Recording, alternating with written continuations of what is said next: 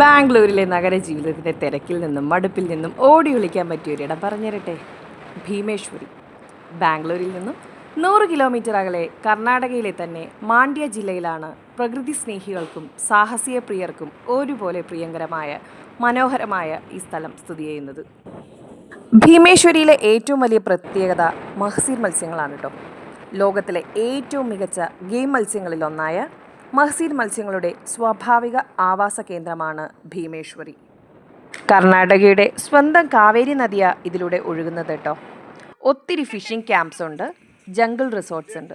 രാത്രി നമുക്ക് തങ്ങാൻ പറ്റുന്ന ഒത്തിരി റിസോർട്ടുകൾ അവിടെയുണ്ട്. അതുപോലെ തന്നെ സാഹസികത ഇഷ്ടപ്പെടുന്നവർക്കായിട്ട് ട്രക്കിങ്, റിവർ റാഫ്റ്റിങ്, കൊറാക്കിൽ റൈഡ്, അങ്ങനെ ഒരുപാട് സാഹസിക വിനോദങ്ങളും ഉള്ള സ്ഥലമാണ് ഭീമേശ്വരി. നല്ല ഭംഗിയുള്ള സ്ഥലം കേട്ടോ. മലയിടുക്കുകൾ, ഇടതൂർന്ന വനങ്ങൾ, വെള്ളച്ചാട്ടങ്ങൾ എല്ലാം ഉൾപ്പെടുന്നതാണ് ഭീമേശ്വരി. കുറച്ചുകൂടെ ഉള്ളിലോട്ട് പോയ മുത്തത്തി ക്ഷേത്രം ഉണ്ട് കേട്ടോ. ഐതിഹ്യം അനുസരിച്ച് വനവാസകാലത്ത് ശ്രീരാമനും സീതയും ഹനുമാനും ഇവിടെ താമസിച്ചിരുന്നു.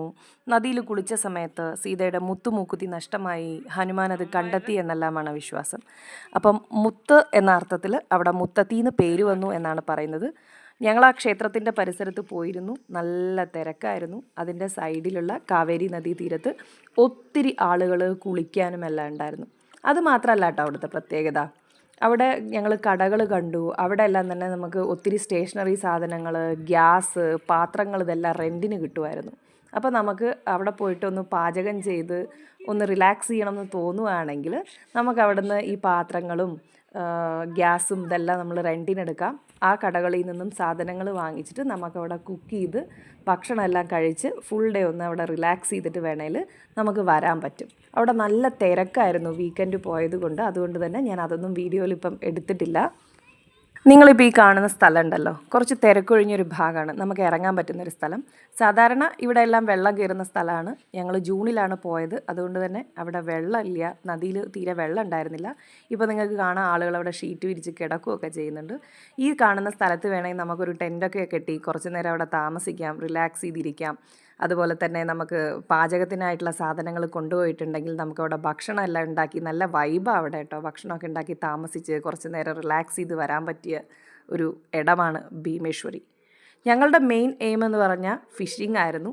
മീൻ പിടിക്കാനുള്ളൊരു ലക്ഷ്യത്തോടെ പോയതാണ്. പക്ഷേ ഞങ്ങൾ ഒട്ടും പ്രതീക്ഷിച്ചില്ല അധികം വെള്ളം ഉണ്ടായിരുന്നില്ല. കുളിക്കാനുള്ള തയ്യാറെടുപ്പോടെ പോയിട്ടുണ്ടെങ്കിൽ കുളിക്കാൻ പറ്റുന്നൊരു സ്ഥലമായിരുന്നു കേട്ടോ. കാരണം വെള്ളം അധികം ഇല്ല. ഒക്ടോബർ മുതൽ ഫെബ്രുവരി വരെയുള്ള സമയമാണ് ഇവിടെ നല്ലപോലെ വെള്ളമൊക്കെ ഉണ്ടാവും. ആ സമയമാണ് കുറച്ചുകൂടെ അനുയോജ്യമായിട്ടുള്ളത്. പക്ഷെ നമുക്ക് ഇതുപോലെ പോയിട്ട് ഭക്ഷണം ഉണ്ടാക്കാനും അതുപോലെ കുറച്ച് നേരം വെള്ളത്തിൽ കിടക്കണം, കുറച്ച് വെള്ളത്തിൽ കളിക്കണം എന്നുള്ളതൊക്കെ നമുക്ക് ഈ സമയത്ത് പോകാവുന്നതേ ഉള്ളൂ. ഞങ്ങൾ ഒട്ടും ആ തയ്യാറെടുപ്പിലായിരുന്നില്ല പോയിട്ടുണ്ടായിരുന്നത്. അതുകൊണ്ട് ഞങ്ങൾ കുളിക്കുകയൊന്നും ചെയ്തില്ല. അതുമാത്രമല്ല, കാവേരി നദി പൊതുവെ മുതലകൾക്ക് ഫേമസ് ആണല്ലോ. എല്ലാം അവിടെ വാർണിംഗ് ബോർഡ്സ് വെച്ചിട്ടുണ്ട്, ക്രോക്കഡൈൽ അറ്റാക്ക് ഉണ്ടെന്ന് പറഞ്ഞിട്ട്. അപ്പോൾ പിന്നെ അതൊരു പേടി ഉണ്ടായിരുന്നു ഞങ്ങൾക്ക് കൂടുതലായിട്ട് വെള്ളത്തിലോട്ട് ഇറങ്ങുന്നതിനും എല്ലാമായിട്ട്.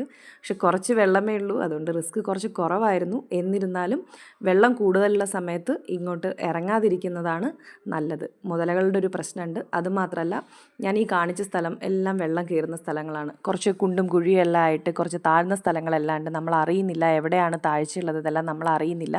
അതുപോലെ തന്നെ നമ്മൾ വെള്ളത്തിലോട്ട് ഇറങ്ങുമ്പോഴായാലും ചെറിയ ചെറിയ കല്ലുകളും എല്ലാം ഒത്തിരി ഉണ്ട്. അപ്പോൾ വഴുക്കാൻ സാധ്യതയുണ്ട്. അതുമാത്രമല്ല മൂർച്ചയുള്ള കല്ലുകളുണ്ട്. അപ്പോൾ പിന്നെ വെള്ളമുള്ള സ്ഥലത്ത് ഇറങ്ങാതിരിക്കുന്നതാണ് ബുദ്ധി. ഈ സമയത്ത് ജൂൺ ജൂലൈ ഒക്കെ പോവുകയാണെങ്കിൽ വെള്ളം കുറവായിരിക്കും. നിങ്ങൾക്ക് വെള്ളത്തിലിറങ്ങാം, ആ സൈഡിൽ ക്യാമ്പിംഗ് ചെയ്യാം, ടെൻറ്റ് കെട്ടി കുറച്ച് നേരം ഇരിക്കാം, ഭക്ഷണം ഉണ്ടാക്കി കഴിക്കാം. അപ്പം നല്ലൊരു വൈബുള്ളൊരു സ്ഥലമാണ്. അപ്പം നമ്മുടെ ഈ നഗരത്തിലെ തിരക്കിൻ്റെ ഇടയിൽ ഒന്ന് റിലാക്സ് ചെയ്യണം എന്നുള്ളവർ മസ്റ്റായിട്ട് പോകേണ്ട ഒരു സ്ഥലമാണ് ഭീമേശ്വരി.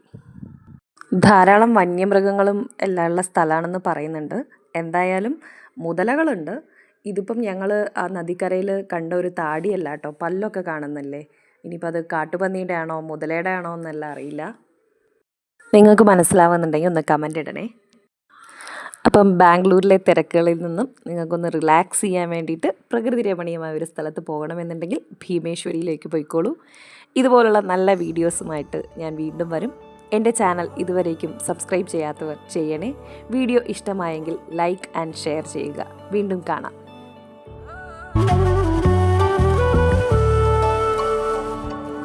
കിളി പാടവേ കുളിരല മൂടവേ മണിമേഘം പോലെ നീ അണയും മിഴിയിലെ മോഹമേ പുതുമഴ തൂകവേ ഒരു ഗാനം പോലെ മധുമയമായി